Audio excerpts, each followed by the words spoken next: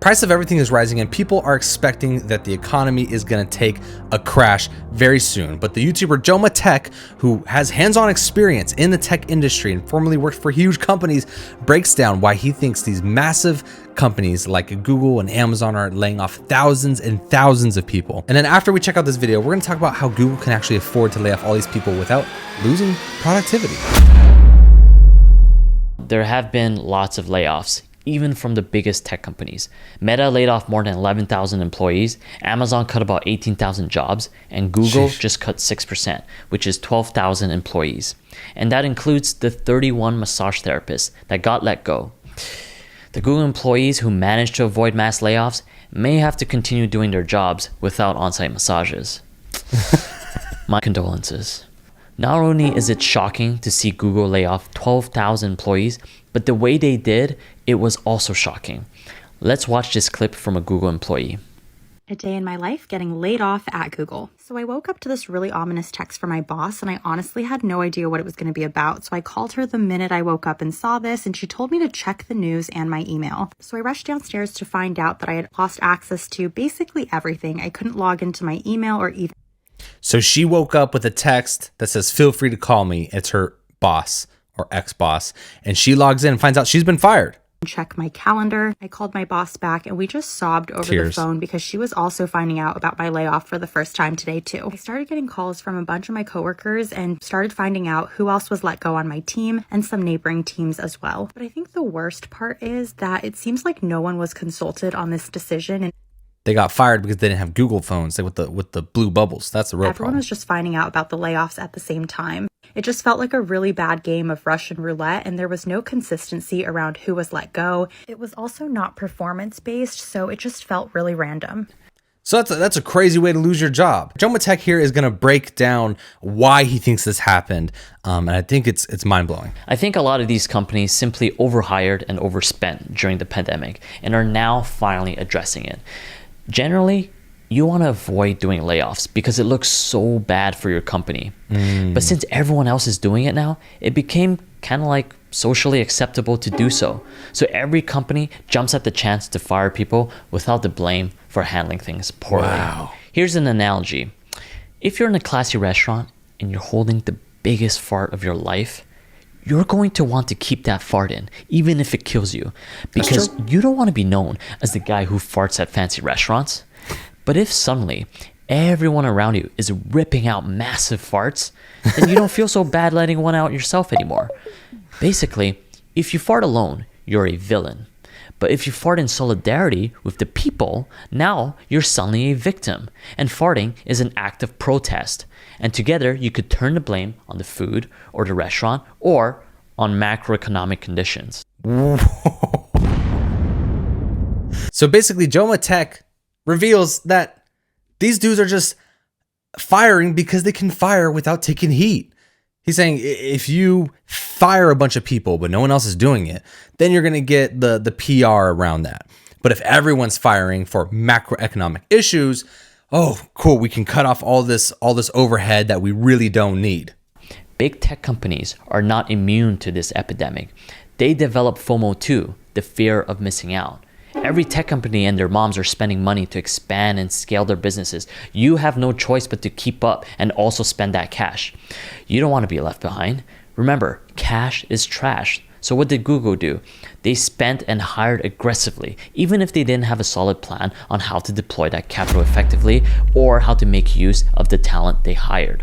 That's why you see overqualification, low impact work, bloated teams, and a bunch of employees making day-in-the-life TikToks. Now, my biggest question when I'm looking at this is, how does a company fire 12,000 people and not feel the hurt or the pain or feel understaffed? Well, the real truth is they were never understaffed. What do you mean, Zach? Well, what I mean is that they're hiring people for the write-off. They're hiring people so they can pay the least amount in taxes every single year. So they're just, hey you, hey you, hey you, hey you. Hey, do we need a massage therapist? Do we need some avocado toast? Do we need baristas that work for Meta and work for Google? Boom, y'all are hired. Do we need some people that are doing some faux fundity work all day? Hired. So then you have 12,000 people because it's cheaper to spend it on people than it is to give it to the government in taxes. So it's not that they need all the people. It's just an efficient way to increase overhead so you're getting less to the government. So, but the truth is, when they got a cut, they have a bunch of people they don't really need. I would be curious if the people that are there full-time actually work a full-time day. It's like, I'm sorry, Charlie. You're going to have to skip your avocado toast today. It's already 11:30 a.m. and you didn't get anything done. But we still have the baristas until next week, and then they're out. Like, maybe the Google employees actually have to work full-time. But I don't want to trash on the Google employees that are doing day in the life videos. I want to highlight the fact that these major companies, these major corporations, I mean, when people are talking about big tech, major corporations, this is the archetype, the major corporation that has thousands and thousands of employees. 12,000 you can just cut, let go, you not even feel it. And they have that because you're a number. You're not an asset. There's no way you can work there long enough and actually work your way up enough people. When you're one of 20,000 or whatever it is, probably even higher, you don't get to start from the bottom and work your way up from the front desk to the very top.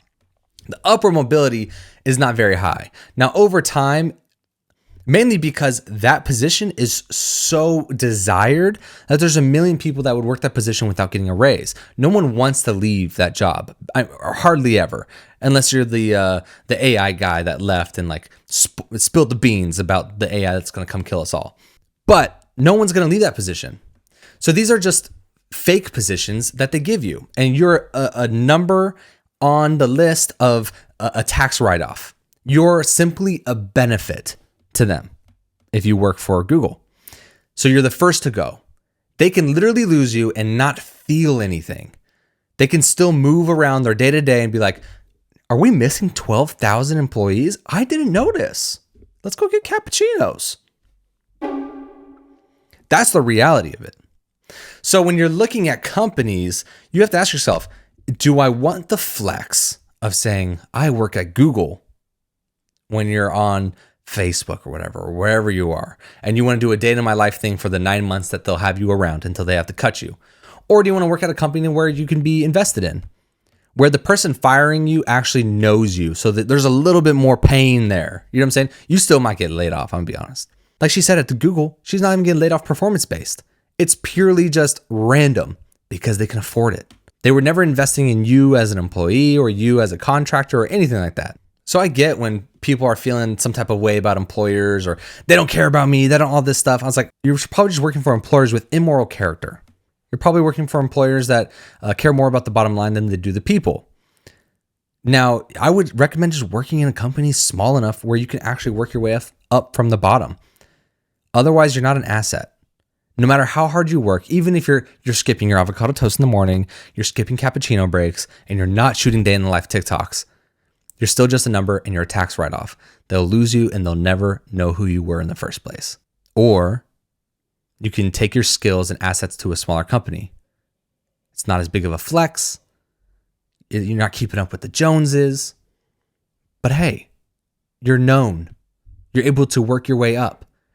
The things that you do day to day actually have an impact in the company, actually make a difference revenue-wise.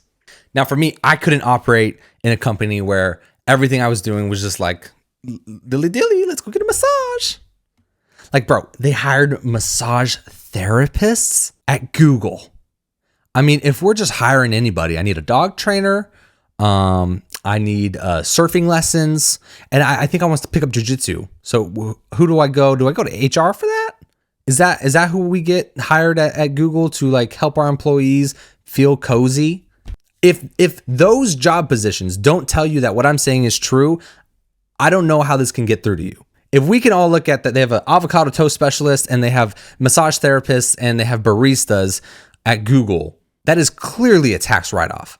It's a great amenity. I'll give it to them, but it's a tax write-off. So, hey man, don't go be a tax write-off. Don't work for these crazy companies that don't care about you, don't care about your morals, and work at a company that values you as a person, that you can work your way up and you can learn new skills and apply new skills and leave that company more qualified than you were previously. If you enjoyed this video, go ahead and give it a like and then comment down below. I want to know what you guys think. Also, possibly subscribe. Peace.